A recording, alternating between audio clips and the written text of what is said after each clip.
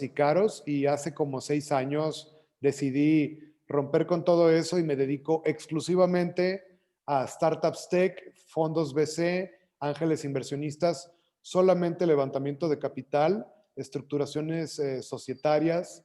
Tengo un equipo de otras disciplinas como propiedad intelectual, etcétera, pero mi centro siempre ha sido la parte transaccional y la misión siempre ha sido facilitar los levantamientos, la correcta estructuración para propiciar levantamientos y armonía entre founders a largo plazo para que el éxito venga de sus proyectos y si fracasan, que sean por cuestiones de mercado, no por cuestiones legales, ¿no?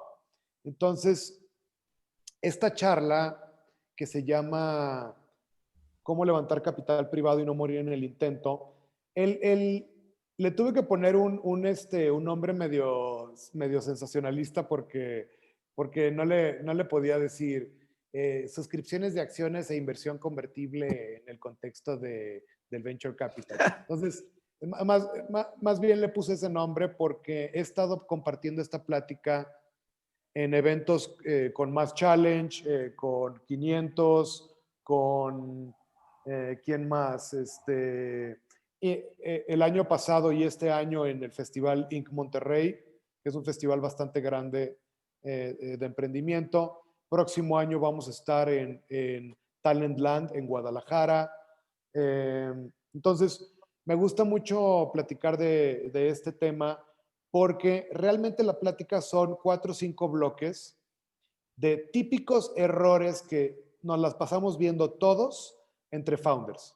Y son errores que propician el no levantar capital privado, el llegar mal preparados y que sufrir algún revés en tu negociación que te afecta sustantivamente después. Entonces, perdón, ha sido una plática muy popular por ese tema. Es súper fácil de explicar, es un lenguaje 100% coloquial. No me meto, no es una plática donde me voy hasta la materia más profunda de clausulado, porque esas cosas distraen en este momento. Lo importante es que el founder salga de esta plática sabiendo más de 4 o 5 conceptos muy específicos que si son mal manejados representan un riesgo a mediano o largo plazo. Y con eso el objetivo es evitar errores muy comunes. Entonces, si les late, voy a comenzar con la... Bueno, Bernardo, te agradezco mucho. En nombre del Honduras Digital Challenge, te agradezco tu tiempo. Esperemos que en el transcurso la gente se vaya entrando. Tal vez el horario de las 10 a veces es un horario un poquito de inicio de labores acá. Vamos a analizar eso un poco, Kevin, para poder hacer ajustes de esta manera. Pero igual te agradezco mucho el apoyo. Yo creo que ya conoces un poco lo que es nuestro programa. Sí. Y realmente tenemos 4 años, vamos para el 5.º año. Me siento satisfecho de decir que es el programa más robusto del país, que está trabajando con gran entusiasmo, a un costo cero para los participantes y queriendo mover el ecosistema para que realmente responda a una necesidad local y pueda trasladar fronteras. Y indiscutiblemente fortaleciendo el tema legal, que es un tema que nos interesa sustantivamente. Cristian es uno de los que ha iniciado, ha trabajado con nosotros desde el principio y así se han venido sumando algunos.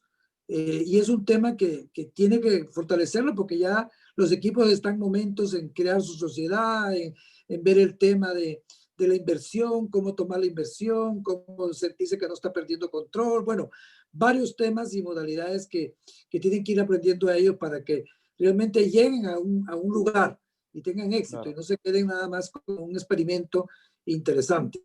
Así que, Bernardo, te agradezco mucho, te dejo con la palabra.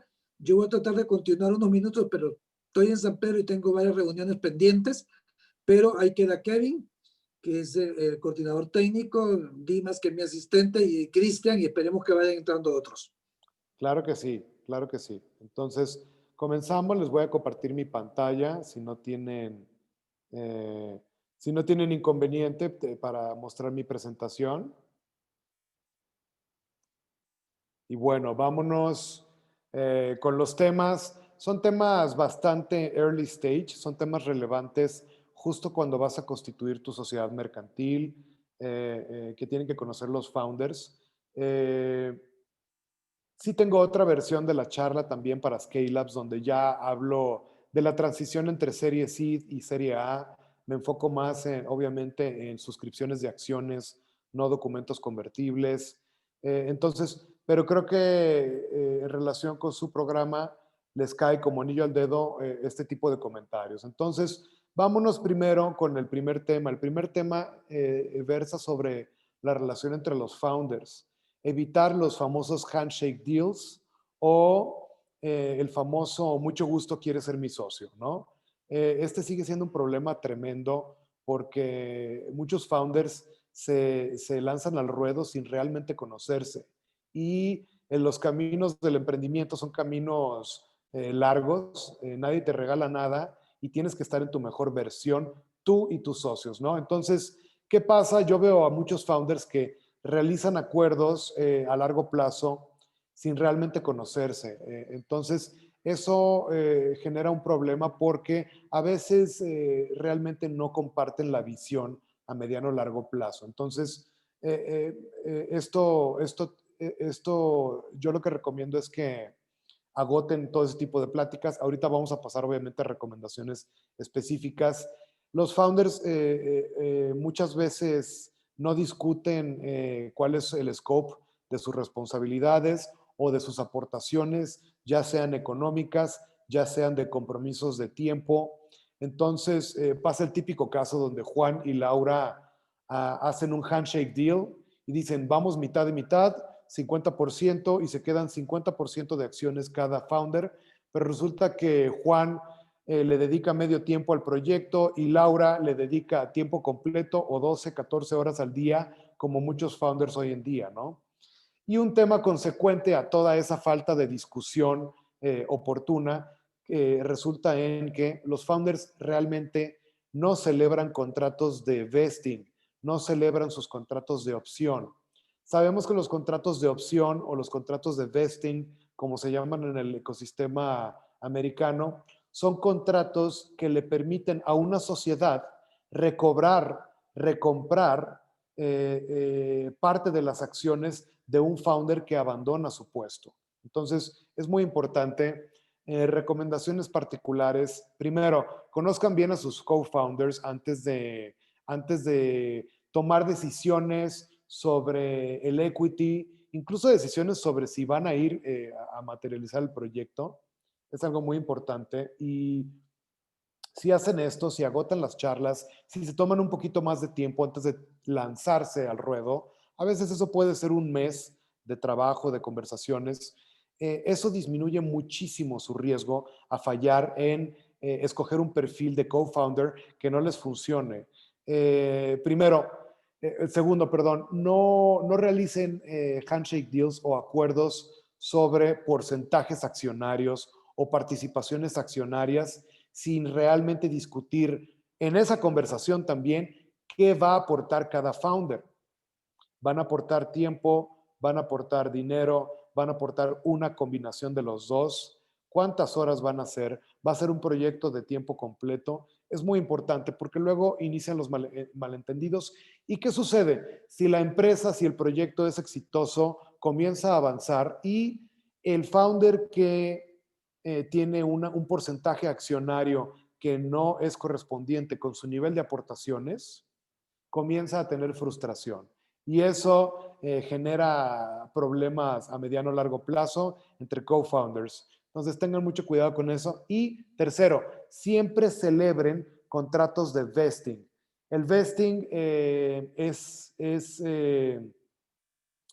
los contratos de vesting para founder, o también llamado en Estados Unidos reverse vesting, son contratos en los que el founder ya es dueño de sus acciones, ya suscribió sus acciones, le pertenecen, pero si abandona su puesto, la sociedad puede recomprar forzosamente todas o parte de esas acciones. Entonces, ustedes pueden customizar y modular ese contrato de vesting para determinar cuántas acciones se pueden recomprar del founder. ¿Por qué? Porque no es lo mismo que un founder que abandona un proyecto a los 3 meses de iniciado, lo cual es muy gravoso y afecta muchísimo, a un founder que realmente tuvo situaciones de vida que lo obligaron a cambiar de domicilio o a dejar la empresa, pero después de 3 años y medio de trabajar. Entonces, son situaciones muy diferentes.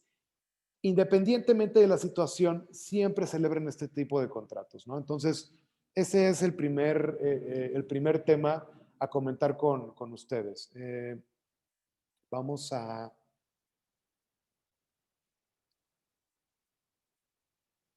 Perdón, vamos a pasar al siguiente punto, muy importante. Este es un tema importantísimo y también para startups de Centroamérica o de Sudamérica. Esta charla la he dado con founders centroamericanos, chilenos, argentinos y siempre resulta muy útil. Cuando hablo de SAPIs, la SAPI es la corporación o la sociedad por acciones mexicana, ¿sí? Entonces, es un vehículo muy conocido, incluso muchos founders latinoamericanos utilizan la SAPI como holding company para levantar capital. Muchos utilizan la Delaware Corp, que es un estándar internacional muy, muy conocido. Y otros, una tendencia muy fuerte también es utilizar holdings en las Islas Caimán. Esto no es exclusivo, estos son jurisdicciones muy populares, pero obviamente en Chile existe la SPA, la Sociedad por Acciones, en Colombia existe el equivalente, me atrevo a decir que en Honduras también existe el equivalente, ¿no? Se hacen esas distinciones entre las corporaciones o sociedades por acciones versus las sociedades limitadas o las sociedades de responsabilidad limitada, donde no hay acciones, hay partes sociales. Entonces, no se utilizan tanto para levantar capital privado porque son más restringidas, no otorgan tantas facilidades de customización. Entonces, cuando vas a levantar capital privado a través de un vehículo mercantil, una sociedad mercantil, lo que buscas es flexibilidad. ¿Para qué? Para customizar tu deal y que las partes puedan realmente reflejar sus voluntades conforme vas avanzando en los peldaños de fondeo. Serie Seed, Serie A, Serie B, etcétera. Entonces, ¿cuáles son los problemas que yo veo relacionados con este tema? En primer lugar, los founders no saben dónde establecer su holding company. Es un problema. Y luego hay founders que gastan mucho dinero y establecen holding companies en jurisdicciones donde después no pueden levantar capital privado. Esto es un tema de acceso. Entonces, si tu acceso, por el momento, si tu acceso de inversión es con inversionistas de Honduras, por ejemplo, vale la pena, y yo soy muy de la idea, comenzar con un vehículo local. No establezcas, si apenas estás en early stage, estás lanzando tu MVP, todavía no facturas o facturas cantidades muy pequeñas, ¿por qué establecerías una holding en Delaware? Porque tu amigo te dijo que así lo hizo él. No necesariamente es lo más correcto para tu proyecto. Entonces, a mí me gusta siempre aconsejar a los founders a que establezcan sus holding companies en donde ya tienen posibilidades y un camino bastante definido de fondeo. ¿Sí?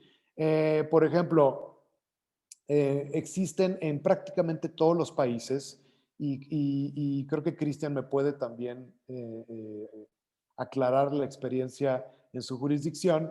En casi todos los países existen procedimientos para redomiciliar o para cambiar después la holding company sin ningún problema. Entonces yo prefiero recomendar que se inicie con una holding company en donde los founders pueden levantar capital privado, en donde tienen acceso y después ya van migrando a donde sus term sheets o sus siguientes inversionistas le vayan requiriendo. Por ejemplo, aquí en el caso de México, muchas startups inician como SAPI, que es la Corporación Mexicana, una sociedad por acciones, y reciben inversión de Friends and Family o de ángeles inversionistas, tickets pequeños, ponen a trabajar ese dinero de manera correcta, de manera responsable y generan tracción, generan facturación, generan un storytelling positivo.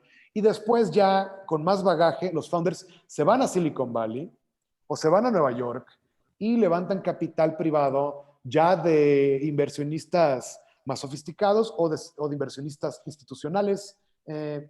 Y esos inversionistas muchas veces no les gusta invertir en vehículos que no conocen, o sea, no les gusta invertir en vehículos mexicanos o colombianos o chilenos u hondureños.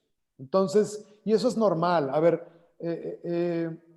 generalmente el investor va a tener ciertos estándares y si quieres acceder a esa inversión y que tu startup la reciba, vas a tener que adecuarte a mayor o menor grado a estas directrices, ¿no? Entonces, creo que es algo que se puede hacer ya que tienes ciertas seguridades. Yo a mis clientes que tienen una SAPI, yo les recomiendo hacer el proceso de flip, que se llama proceso de flip, que es ese intercambio de holding, eh, hasta el momento en el que ya tienen un term sheet, una hoja de términos, un letter of intent, un memorandum of understanding o equivalentes con su inversionista de la siguiente ronda de inversión. Cuando ya tienen ese documento, para mí es el trigger para realizar ya los procesos de cambio. Entonces, el proceso de flip generalmente es un proceso que requiere que los accionistas de la sociedad inicial o de la sociedad vieja transfieran sus acciones a una sociedad nueva que está en la jurisdicción en donde se quiere estar en un futuro, la nueva holding. Entonces, y esa holding emite el mismo equivalente de acciones a esas personas. Entonces, se traslada la dueñez de la sociedad hacia la nueva holding y la sociedad anterior queda intocada en sus operaciones, intocada en su facturación y queda como una subsidiaria. ¿Correcto? Cristian, existe ese proceso en Honduras, ¿no? Me imagino que es algo que se puede materializar. Sí, fíjate, justo hace poco estuve viendo ese tema por un cliente que estaba con esto, que estaba buscando dar el salto a Estados Unidos a constituirse en Delaware, y lo estuve coordinando con un abogado de Perkins Coie y ahí de Silicon Valley sobre cómo hacerlo. Pero ya, digamos, vimos a detalle todo el tema de compliance, de impuestos que tendría que pagar solo por estar constituida ya. Y llegamos a esa conclusión que estás comentando, pues, de que está bien empezar con un vehículo local, que lo tenga ordenado, que lo tenga al día, y ya con eso, si se consigue un inversionista extranjero, ¿no? De Estados Unidos, digamos, pues se hace este proceso, esta conversión ya con un LOI, y de que ahí mismo, digamos, dentro de los costos de la cantidad de plata que puedas estar pidiendo, metes el tema por los gastos de cambiarla. Y puedes dejarla local como subsidiaria. Totalmente. Completamente de acuerdo, gracias Bernardo. Tenía una pregunta sobre algo que estabas comentando más temprano. Lo del testing, no sé, yo por lo menos como estaba buscando hacerlo, es meterlo acuerdos de vesting dentro de un contrato parasocial, desde un shareholders agreement más general, que también trate otros temas, ¿no? De no competencia, de todo esto, pero no sé si vos crees que valga la pena hacerlo como un documento aparte o es válido meterlo en un parasocial más amplio. Muy buena pregunta. Tengo una opinión muy particular sobre ese tema. Es un tema de estilo legal, pero sí es mucho mejor y yo te recomiendo separarlo en un contrato individual, porque sí se puede regular perfectamente en un convenio entre accionistas, en un shareholder agreement. Sí hay startups que lo hacen así, pero es menos conveniente porque cada vez que le vas a tocar un pelo a ese vesting, vas a tener que obtener consentimiento de todos los shareholders. Entonces, es mucho más sencillo tenerlo como un acuerdo separado entre la sociedad y la persona en cuestión, en donde la persona voluntariamente sujeta sus acciones actuales a una opción de recompra por parte de la sociedad misma. Muchas gracias. Sí, tiene sentido. Al final termina siendo más ágil, ¿no? Termina siendo más ágil y, por ejemplo, a ver, te voy a dar un caso muy práctico. Llega un nuevo inversionista y ve que el vesting schedule de 4 años de los founders ya transcurrió 3 años. Entonces, no te voy a depositar $2 millones si nada más te queda 1 año de vesting. Entonces, muchos inversionistas lo que hacen es un restart the clock. Entonces, eso es hacer un tweak al contrato ya existente. Entonces, es más fácil cuando está en un contrato separado. ¿Vale? De acuerdo. Perfecto. Entonces, ojo, ese es el vesting de founder. Entonces, ahorita el siguiente tema va a ser el vesting de persona clave. Que el vesting de persona clave es diferente, ¿no? El founder ya tiene sus acciones y si se va, la sociedad le quita acciones y las personas clave son diferentes. Generalmente se les otorga menos stock porque no son founders, pero son muy importantes para la sociedad. Sobre todo en esta época millennial, donde casi ninguna persona le gusta comprometerse en un trabajo por más de 7 meses, ¿no? Entonces, el Employee Stock Option Plan más bien es un pool de acciones, una bolsa de acciones que se dejan en tesorería y se dan opciones de suscripción o stock options a diferentes personas para que suscriban, ¿sí? Entonces, ¿cuáles son los problemas con respecto a este tema? Es difícil que un colaborador permanezca involucrado a largo plazo.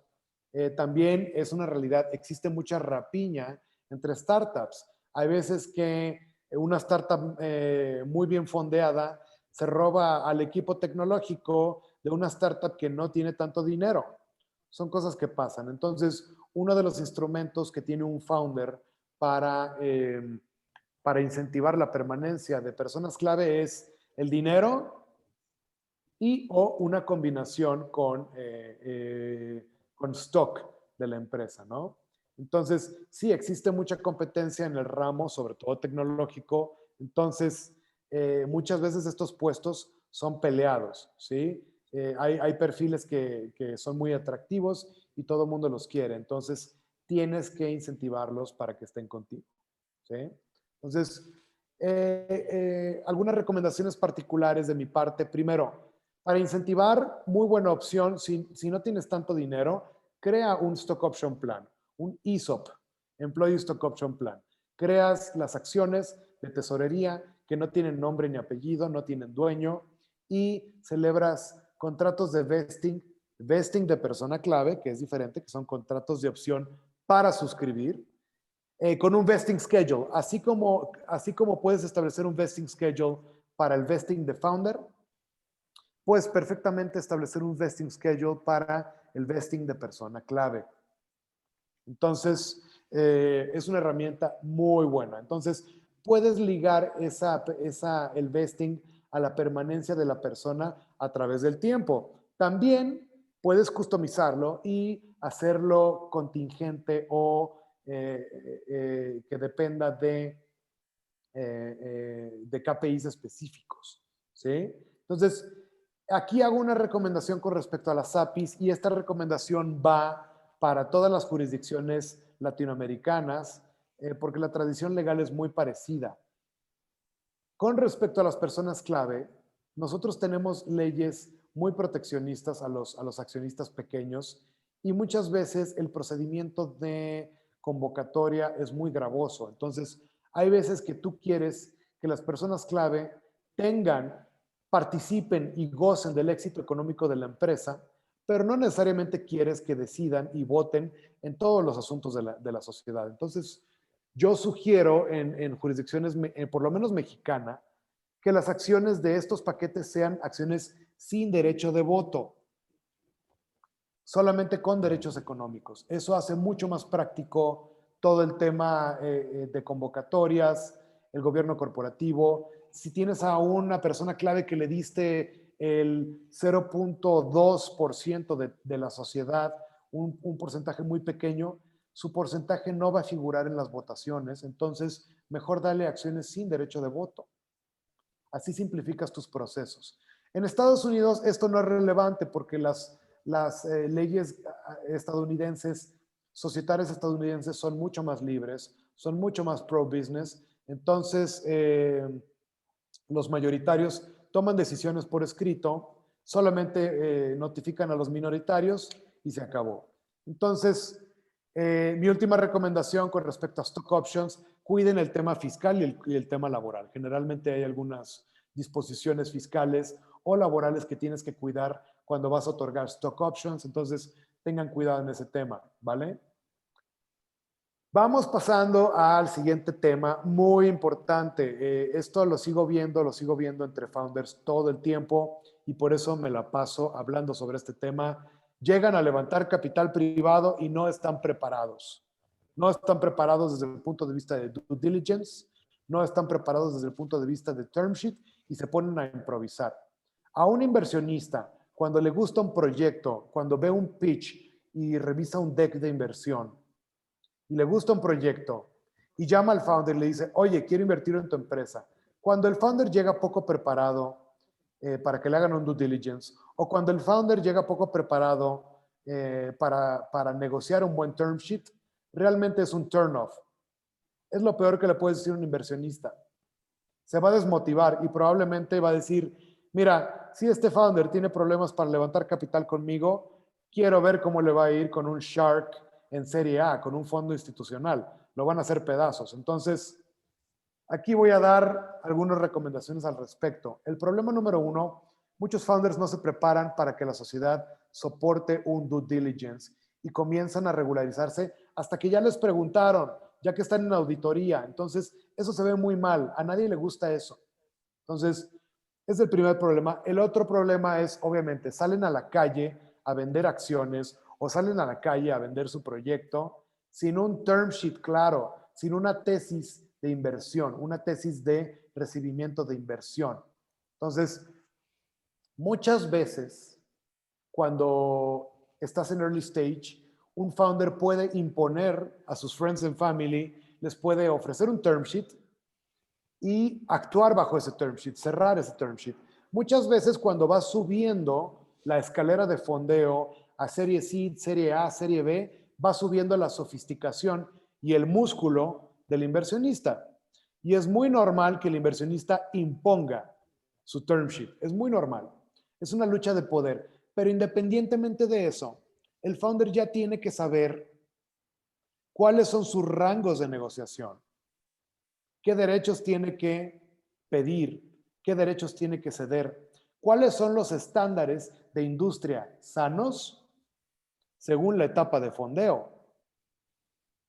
Generalmente, conforme va subiendo la etapa de fondeo, el inversionista tiene más poder. ¿Por qué? Porque el founder está más diluido. El nombre del juego de levantamiento de capital para el founder es el siguiente: dilúyete lo menos posible a través del tiempo y pierde el menor grado de control posible a través del tiempo. Nada más.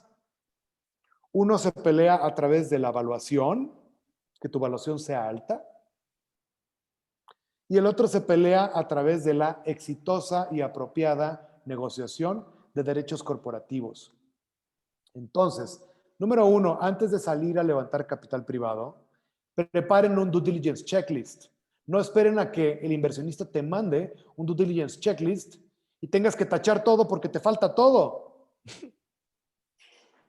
Mejor hazlo, practícatelo a ti mismo, a tu empresa, y ya sale a la calle perfectamente preparado.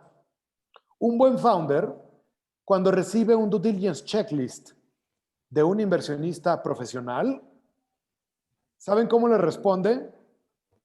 Le responde con un link a un data room perfectamente organizado con todos los documentos que el inversionista ya le pidió. Ahí es cuando el inversionista dice, estoy tomando una decisión adecuada, porque el founder está preparado. Entonces, tienen que hacerlo, ¿no? Asegúrense que ese checklist siempre tenga las típicas las típicas secciones que tienen que existir, la sección de corporativo y societario, la de propiedad intelectual, la de aspectos regulatorios, laborales, fiscales, la sección de ausencia de litigios o contingencias, muy importante. ¿Ok? Y siguiente punto, antes de salir a levantar capital privado, ya sea que vayas a levantar SAFE, IMIET, Convertible Notes, notas convertibles, como le quieras llamar, o que quieras levantar capital a través de equity directo, suscripción directa de acciones a un precio determinado, independientemente de eso, ya tienes que tener un term sheet, ya tienes que saber cuál es tu evaluación o cuál es tu cap de evaluación, ya tienes que saber cuántos asientos de consejo estás dispuesto a ceder, etcétera, etcétera. Entonces, estamos en una industria muy afortunada. No estamos en private equity, no estamos en mergers and acquisitions tradicionales. Estamos en una vertical que se llama venture capital, capital de riesgo, que fondea proyectos tecnológicos. ¿Por qué?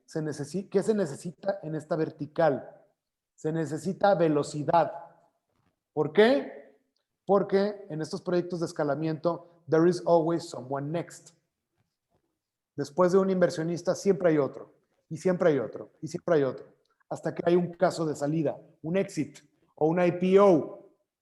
Entonces, para propiciar toda esa sucesividad de jugadores, tienes que apegarte a estándares de industria. Aléjense de inversionistas que les quieren proponer un Frankenstein. Aléjense de inversionistas que no entienden que en esta industria de venture capital gana uno cuando ganan todos. Apéguense a estándares, apéguense a documentos modelo. Todo esto les va a beneficiar muchísimo porque les va a bajar su costo transaccional, que es muy importante, y les va a acelerar los tiempos. En Latinoamérica padecemos de un cáncer en el ecosistema de inversión de etapas tempranas. Y es muy feo porque muchas startups mueren a causa de este problema. Los inversionistas toman mucho tiempo en invertir. Muchas veces lo hacen por falta de conocimiento, muchas veces lo hacen por falta de confianza, muchas veces lo hacen maliciosamente porque quieren ver durante un rango de tiempo amplio cómo se comporta la startup que acaban de conocer. Es un gran problema. Entonces, en la medida en la que el founder se prepare y se apega a los estándares y se acerque a inversionistas que se apegan a estándares, de mejor manera va a levantar capital privado. Bueno, siguiente bloque, instrumentos legales para cierres de inversiones. Cuando hablo de inversión convertible,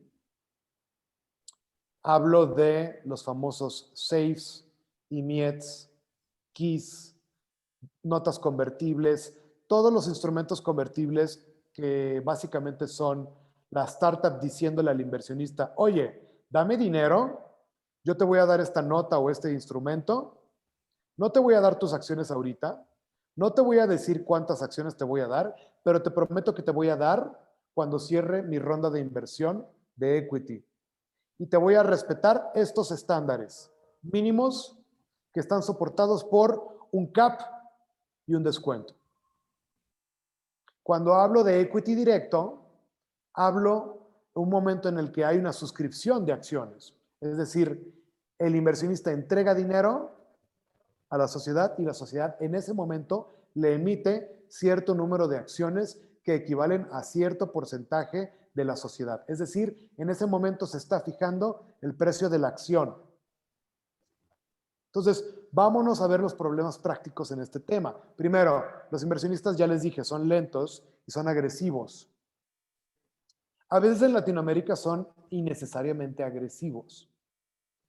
Segundo, los inversionistas que muchas veces desconocen algunas maneras de invertir. En Latinoamérica y en Honduras y en Centroamérica, en Sudamérica, en México, Los inversionistas no sofisticados se ponen nerviosos con los documentos convertibles. Oye, ¿qué es esto? No, no, no. A mí, yo quiero ver mi nombre en el acta constitutiva, yo quiero ver mi nombre en el libro de registro de acciones y quiero ver tantas acciones y el porcentaje. Ese es un problema, porque levantar capital convertible le da una flexibilidad enorme a los founders que están en la etapa de early stage. Porque así pueden construir peldaños con tickets de 10, 20, 25 mil, 50 mil dólares convertibles. Construyen peldaños de operación y facturación que les van a permitir llegar a una ronda de equity con una mejor valuación y diluirse menos y ceder menos control. Entonces, busquen inversionistas sofisticados que no se ponen nerviosos cuando les pones en la mesa la opción de recibir inversión convertible. ¿Vale? Bernardo, pensando en que a lo mejor parte del trabajo que nos está tocando hacer es impulsando ese cambio cultural dentro de los inversionistas, porque al final es cierto, aun cuando logras explicarse y convencer al startup, porque al final, claro, está en su beneficio, digamos, ¿con qué te has enfrentado, qué crees ha servido para mostrarles al inversionista que también es una vía válida para ellos, pues que igual es una inversión interesante?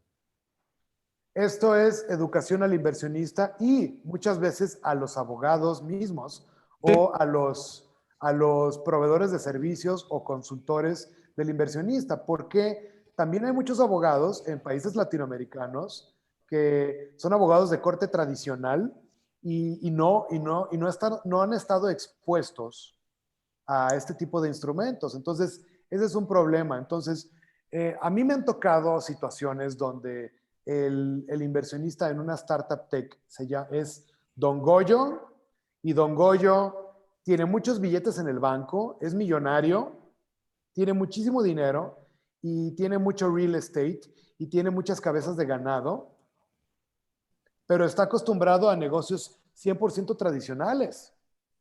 Y su abogado, que lleva 35 años asesorándolo, es un abogado tradicional.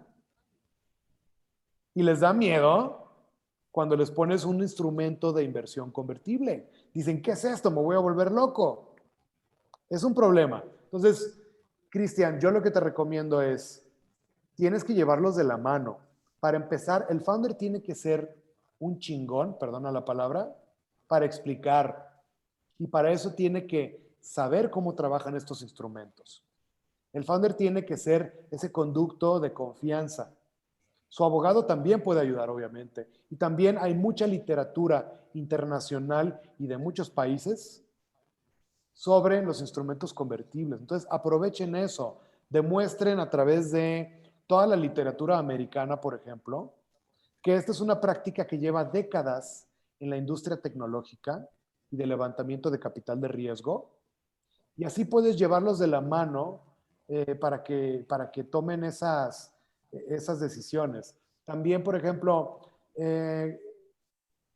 es bueno siempre recomendar a asesores legales que trabajan en esta industria, que conocen estos instrumentos, porque ellos son muchas veces los que imprimen en su cliente confianza o desconfianza.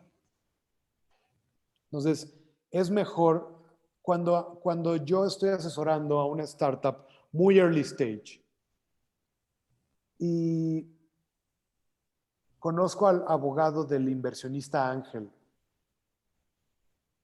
y veo que ese abogado ya lo conozco y ya he cerrado transacciones y entiende perfectamente los instrumentos convertibles, yo ya sé que va a ser una transacción súper armónica.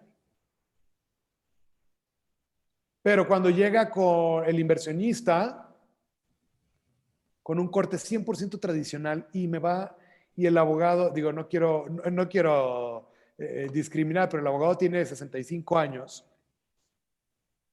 y se dedica a temas inmobiliarios y le lleva su compliance de las sociedades mercantiles a su cliente. pero es ajeno a este ecosistema, puede ser factor de problema.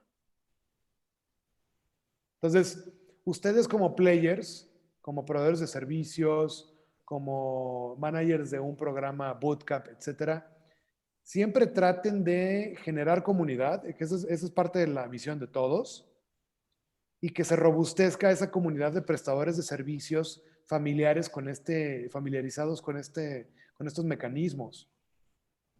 En la medida en la que hagamos eso, crece el ecosistema para todos, ¿sí? Entonces, bueno, recomendaciones particulares. Si van a levantar inversión convertible y tienen una SAPI mexicana, utilicen el IMIET. Si tienen una corporación de Delaware, utilicen el SAFE. Si tienes una corporación de Islas Caimán, utiliza el SAFE con pequeñas modificaciones que la hacen compatible con la ley de corporaciones de Islas Caimán. Si en Honduras todavía no existe, y ahorita Cristian me dirá, todavía no existe un documento convertible. En México es el IMIET, por ejemplo, y hay algunos otros modelos.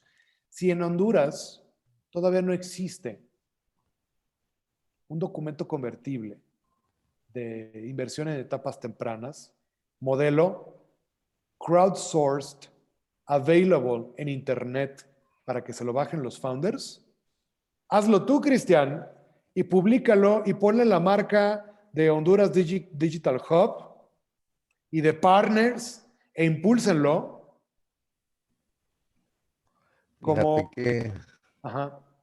sí, que no hay, así como públicamente en Internet, nosotros, de parte de la firma, hemos interpretado, tropicalizado algún tipo de safe de notas Claro. convertibles que ha surgido, pero no está ampliamente disponible, pues creería que el ecosistema de manera general y legal lo tiene muy presente y creo que sí valdría la pena, fíjate, y hacerlo con el Digital Challenge. Sí, es un ejercicio muy bueno y pueden hacer ruido. Ahora, hay iniciativas por ahí, entre ellas Hackers and Founders, quieren hacer un documento latinoamericano.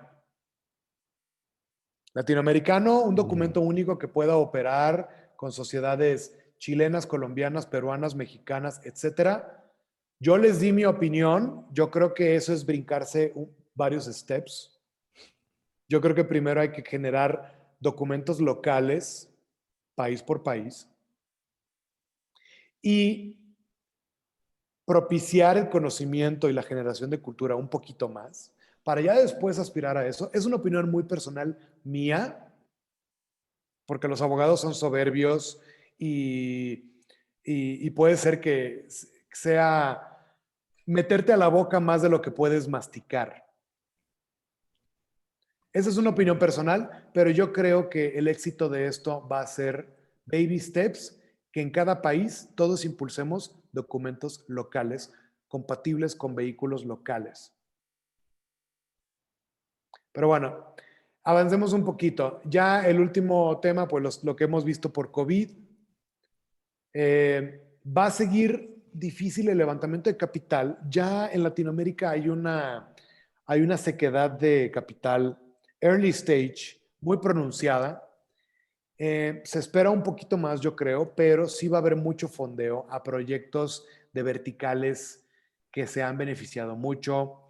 Logística y last mile delivery, health tech, fintech, obviamente, edtech. Va a haber muchísima inversión en ese sentido. Yo veo muchas oportunidades. También creo que va a estar afectado y está afectado y se nota la inversión local.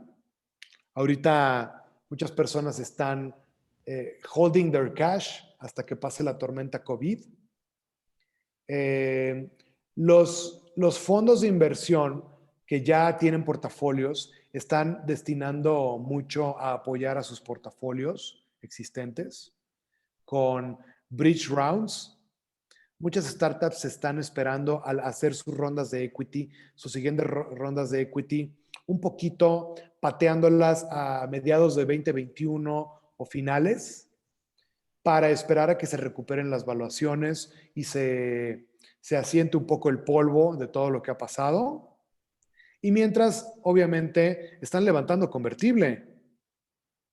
Están levantando safes, están levantando convertible notes, bridge rounds, etcétera, ¿no? Entonces, esa es un poquito la tendencia que veo.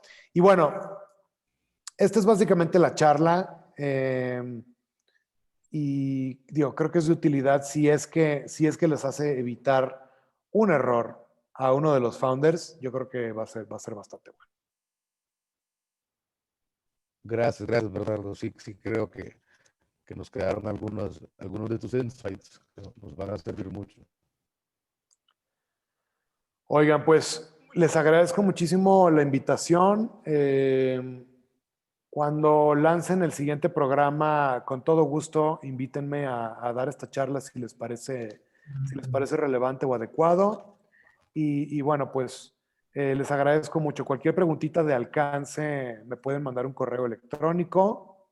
Les mando un abrazo a todos. Muchísimas gracias, Bernardo. ¿Alguien tiene, perdón, ¿alguien tiene alguna pregunta? Es que se me olvidó preguntar.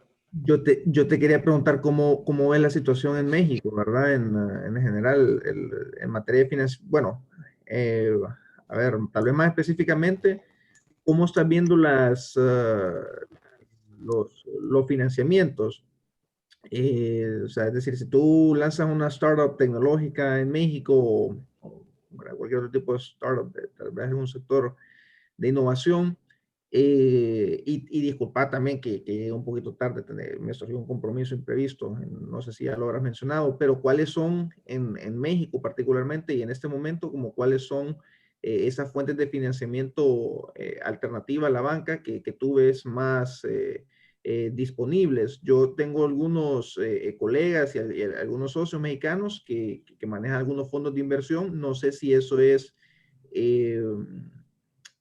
usual o muy común es decir, en México como tal, o si más van como a esas private individuals, o cómo ves el SIN. En realidad, esa es un poquito la consulta de financiamiento para Ok, empresas. yo, como decía hace algunos momentos, ya había una escasez de capital en etapa temprana. Los fondos reputables mexicanos de VC generalmente te voltean a ver ya que tienes una facturación más sustancial. Son más fondos de serie A.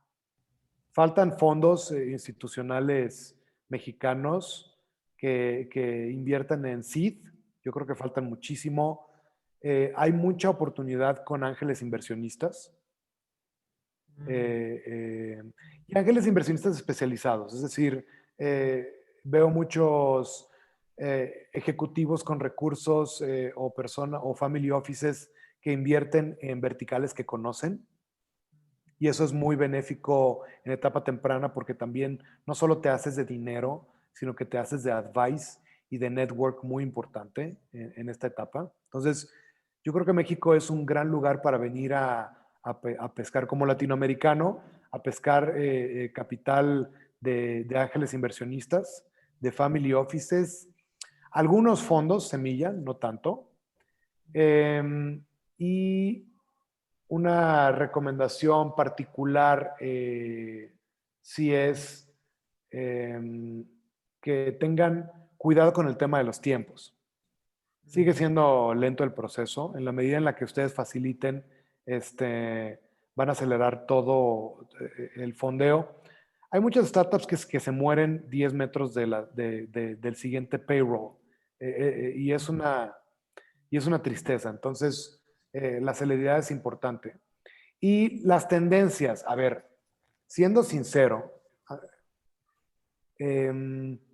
está afectada la industria del capital privado en México también, es una realidad. Incluso por reformas fiscales que están ocurriendo, están surgiendo algunos temas que afectan a la industria del capital privado también. Entonces, yo lo que veo es los founders con más tracción, latinoamericanos, los mejores founders están yendo a México a operar, a lanzar sus productos, sus servicios, porque hay un gran mercado muy voluminoso, con un poder adquisitivo muy respetable, pero no tanto a levantar capital privado. Claro. Los mejores founders están yendo a Silicon Valley, donde los fondos institucionales tienen un deal flow tan competido que tienen que comenzar a voltear a mercados emergentes como Brasil y Latinoamérica en general. Y entre ellos está México.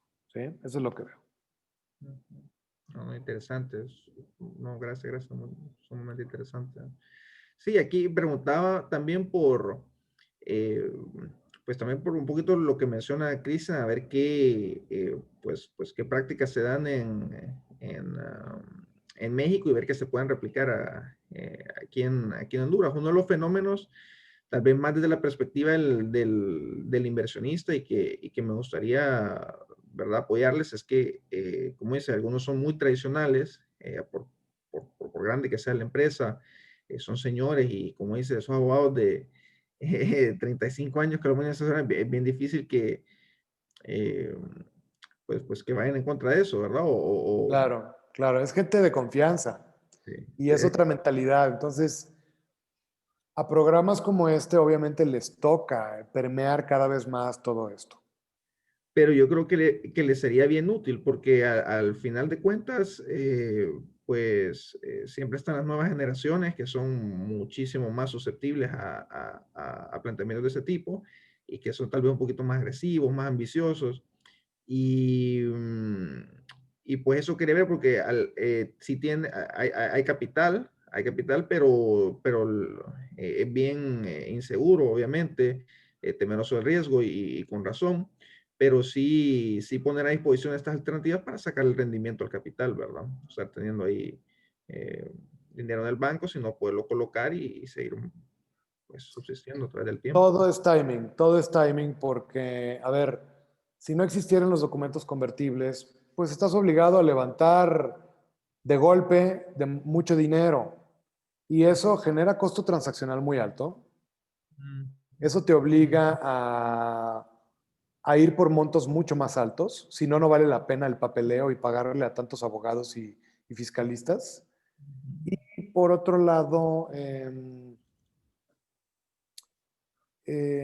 los cierres son mucho más largos en el tiempo, entonces no hay de otra, realmente o se adoptan estas prácticas o no van a poder levantar capital privado en etapa temprana las personas, es una realidad.